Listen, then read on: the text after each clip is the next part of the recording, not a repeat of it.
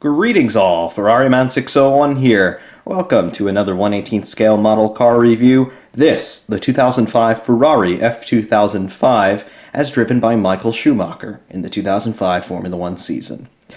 This model here, rendered by Mattel, definitely one of the more interesting and higher quality ones, I must say, in my Formula One car collection. Let's take a look at this.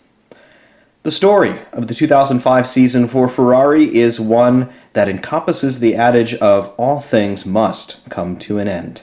In 2005, Ferrari and, of course, their ace, Michael Schumacher, were coming off of a run of 5 straight Drivers' Championships between 2000 and 2004, Ferrari having won 6 Constructors' Championships from 1999 to 2004. Michael Schumacher, of course, the most successful Grand Prix driver in history, arguably the most famous, arguably the most talented. 1994, 1995, with Benetton winning the World Championship twice, moved over to Ferrari in 1996, from 2000 to 2004, winning the Drivers' Championship 5 times in a row. To this day, that grand total of 7 Drivers' Championships has never been equaled, nor has it been beaten, and I very much doubt that it ever will be equaled, nonetheless beaten. However, all things must come to an end, and 2005 was definitely a story of that for Ferrari. Coming off of such unprecedented success, Ferrari went into the 2005 season with the idea that they would be absolutely unbeatable, and many Formula One pundits of the era thought the same. However, when the 2005 season started in Australia, Ferrari's weaknesses were definitely exposed. One of the biggest rule changes for 2005 was that a set of tires would have to last for 2 qualifying sessions and the entire Grand Prix distance. Of course, in this era, qualifying was an aggregate setup over Friday and Saturday, and later Saturday and Sunday morning. Drivers would get 2 flying laps over the course of those 2 sessions, and their lap times would be added together for an aggregated qualifying time. Therefrom, the grid would be set. The tires from those hot laps would then have to do the 300 or so kilometers race distance, only allowed to be changed if there were damage to a tire, and at that, only one tire, the damaged tire, could be changed at a pit stop. Therefore, pit strategy was dictated exclusively by fuel in 2005. What this meant, though, was that the Bridgestone-shod teams, including Ferrari, as we can see here, looking at the tires on this car, Bridgestone Potenza, it meant that Ferrari were caught napping, and therefore they lost their championship form that they had seen for the last so many years. This meant that Michael Schumacher had to relinquish his Drivers' Championship crown to Fernando Alonso by the end of the 2005 season, thus making the F2005 the last car that Michael Schumacher ever drove in Formula One bearing the number 1.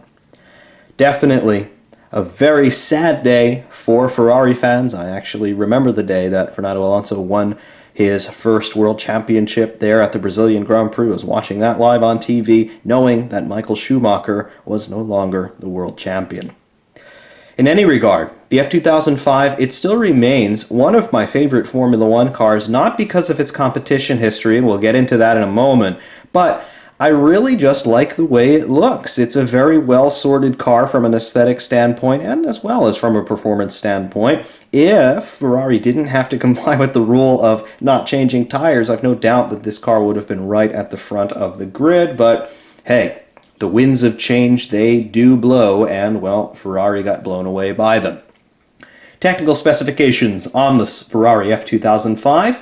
Of course, fielded by Ferrari in the 2005 World Championship, it was designed in principle by Aldo Costa, Rory Byrne, and Ross Brawn, who was also technical director and sort of deputy team principal at Ferrari in this era, alongside Jean Todt. Yes, that same Jean Todt, who is now president of the FIA. The car's construction, remember this is a 2005 car, so lots and lots of carbon fiber and composite epoxies in this era. So carbon chassis, and of course carbon suspension, carbon brakes, carbon gearbox casing, all sorts of carbon fiber and related compound components on this car. Suspension, double wishbone, push rod, front and rear. They're actuating torsion bars and springs mounted inboard there in the chassis.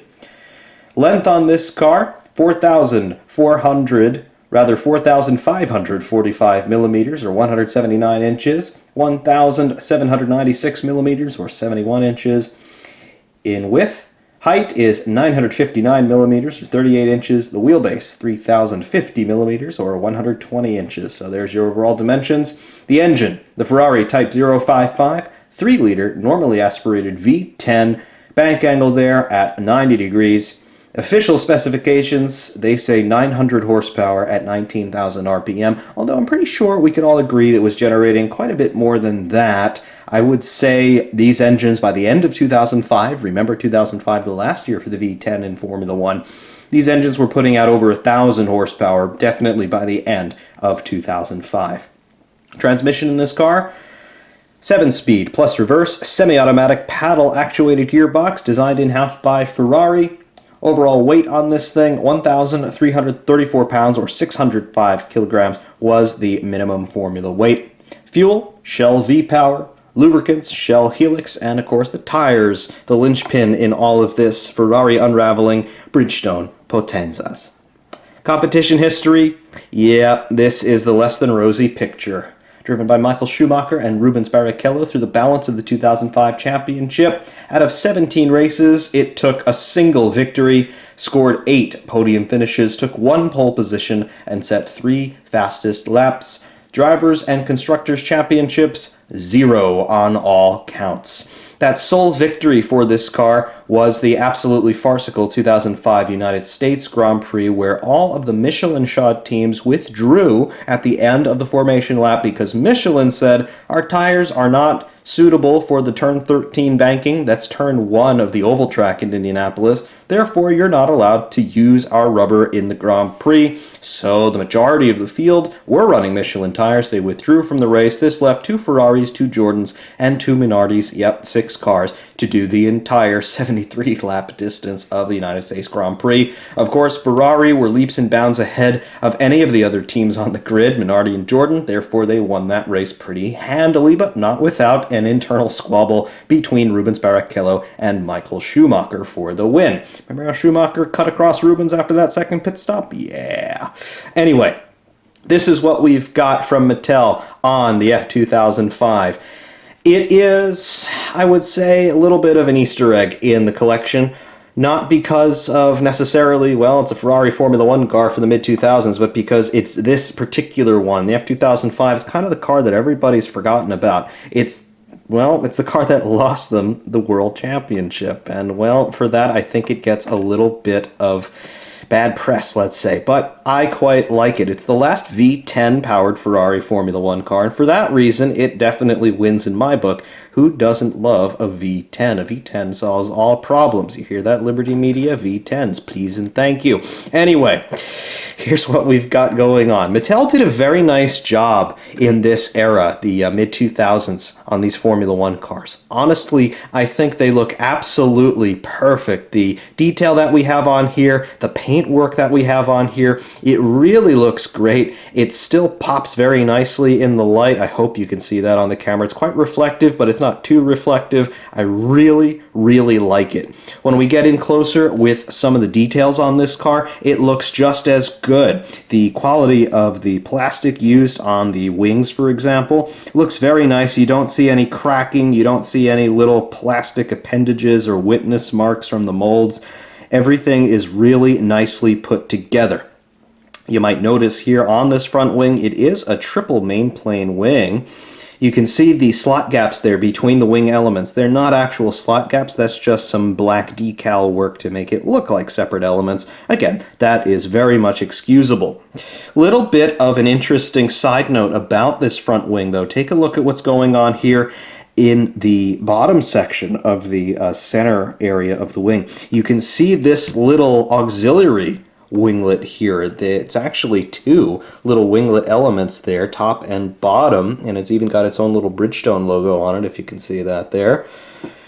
For 2005, the FIA cut the downforce levels by about 20-25%, and this wreaked havoc with the overall design of the cars, namely the front and rear wings. Also, the front wings, they were made to be a bit higher than they were in 2004. The rear wings had to come forward a little bit. This moved the center of pressure forward on the car as well. This was all aimed at cutting cornering forces, and it was also there to try and make these tires last for a Grand Prix distance. But the teams, they came across a loophole in this.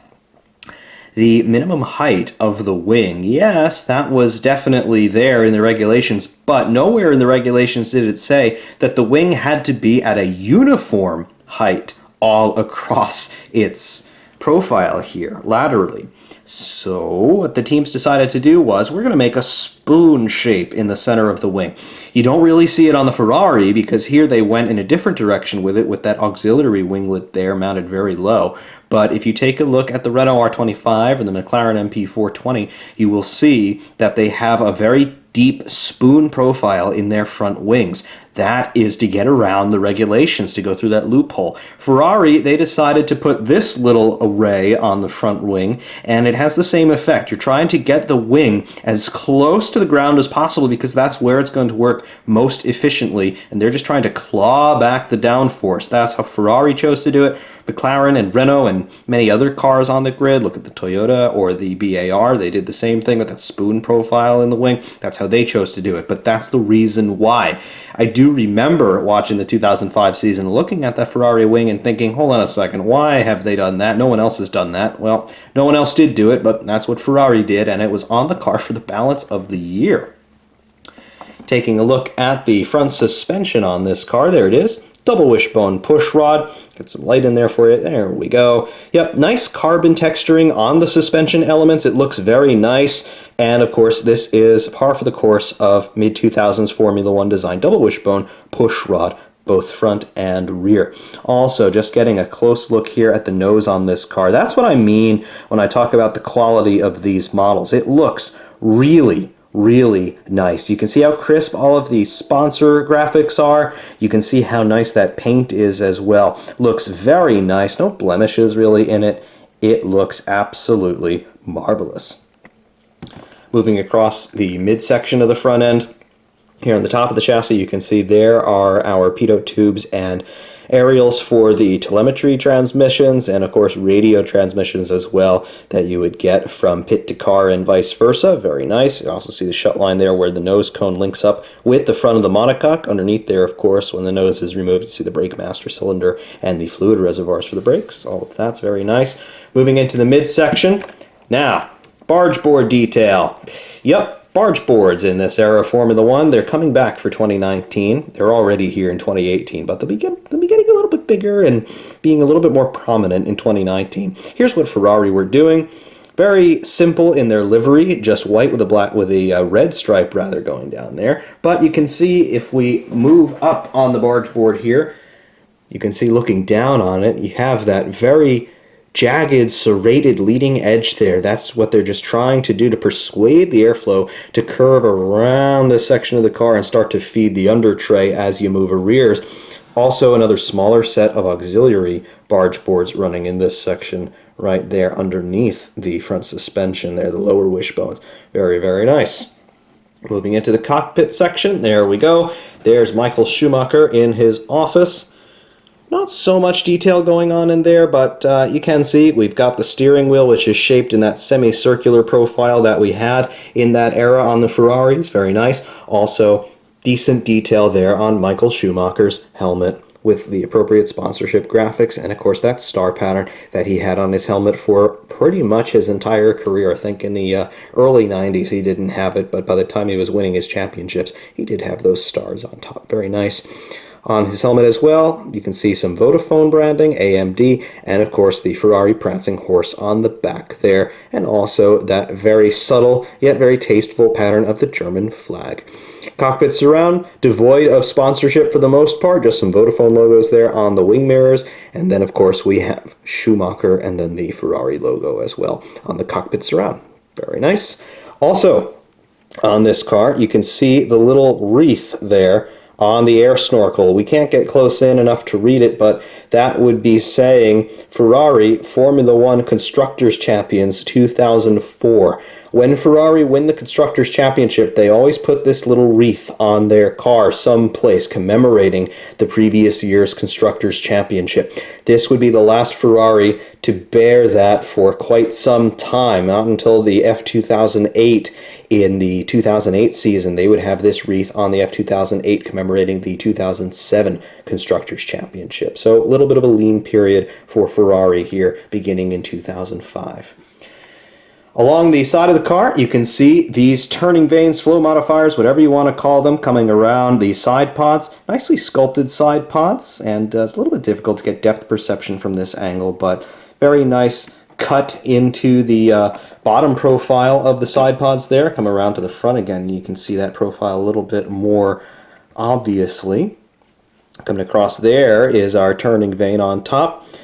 Two-fold approach to a two-fold problem here. Turning vane, it is also a vent, it's a chimney, just helping to evacuate some of the hot air as it's passed through the radiator matrix, and then it's also steering air toward this little winglet here in the midsection of the car, just trying to add some downforce in the center of the car there. Also, you can see how the side pod very, very sharply cuts down as we get toward the area of the engine exhaust. We'll take a closer look at that once we look at the rear of the car. But yes, you can definitely see the top side arrow at work trying to funnel air toward the rear wing. Moving across toward the rear section, now we get to play with some stuff here.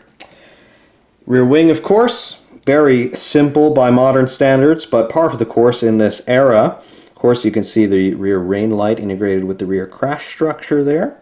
And then down here, the diffuser. The diffuser started to become a little bit more important in 2005 because they had tried to cut so much downforce from these cars. But there is the diffuser. You can see the outboard sections there stepping up there with the step plane on the chassis, and then the large central tunnel of that diffuser as well coming into play. Very, very nicely done. Of course, rear wing detail, what we can see here, we have got a rather appreciable beam wing in this section of the car. And then as we move up, there is our rear wing main plane, replete with the slot gap there.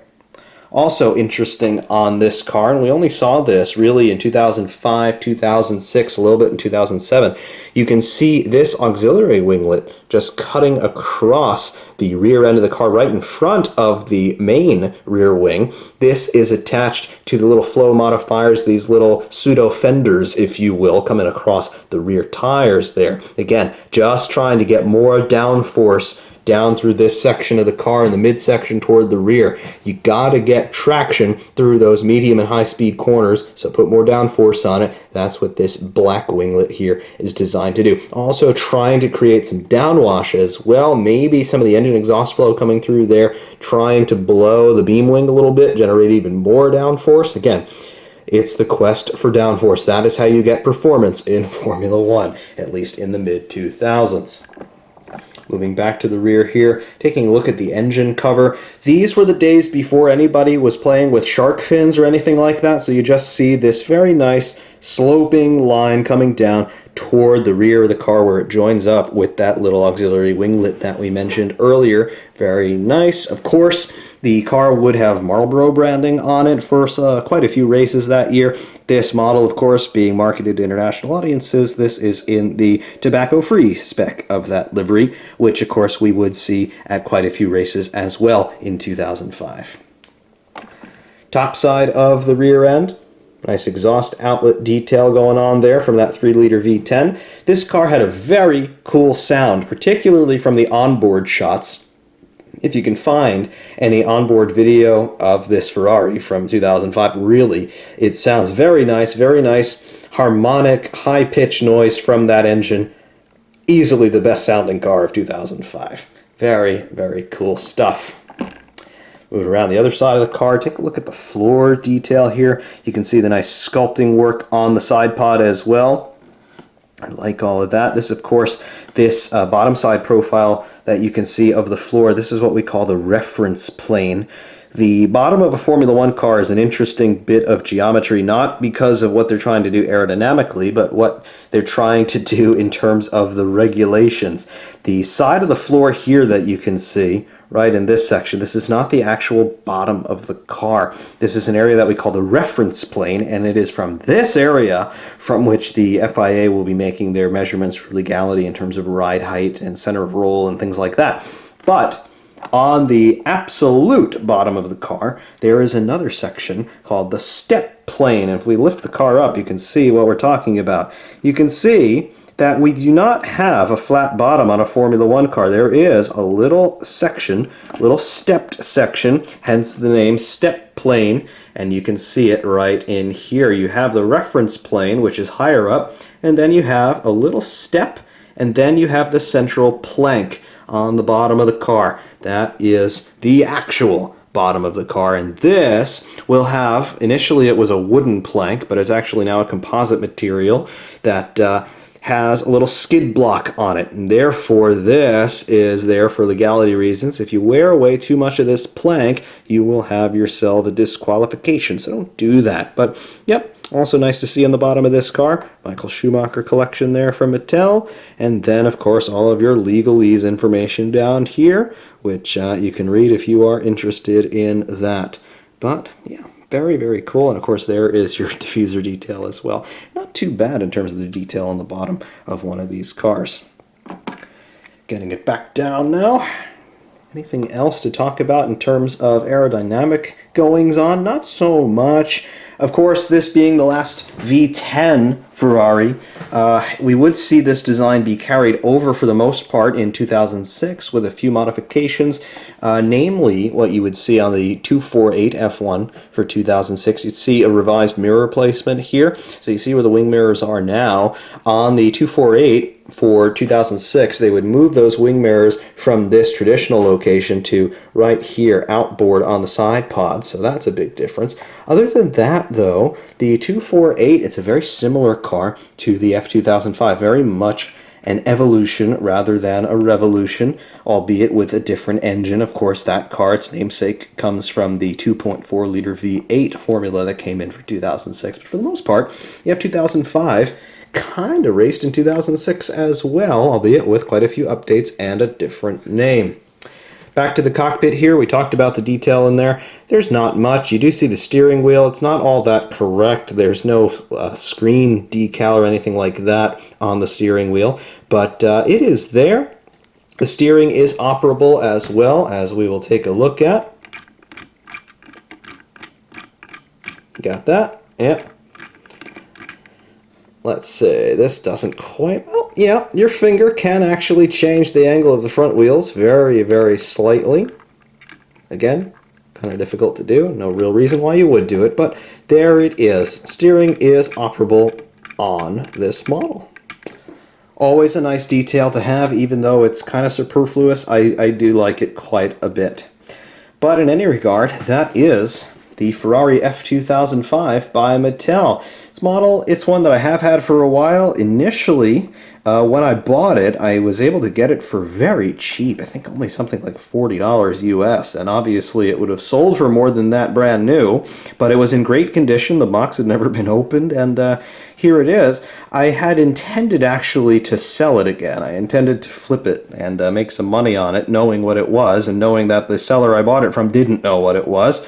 But I never got around to doing that, and, well, it's a Michael Schumacher Ferrari, so I decided, well, why not hold on to it now, and I have for quite a few years. So here it is, the last V10 Ferrari for all of you to see. It's a cool car. Again, not the most successful Ferrari Formula One car, but there it is, and it is part of the collection, and now all of you get the chance to see it as well. So hopefully all of you have enjoyed that one. Thank you all very, very much for watching. Of course, I do enjoy doing these model car reviews when I have the time to do them, and I definitely hope that you enjoy watching them. Until next time, Ferrari Man 601 saying thank you all very, very much for watching, and of course, we will see you soon.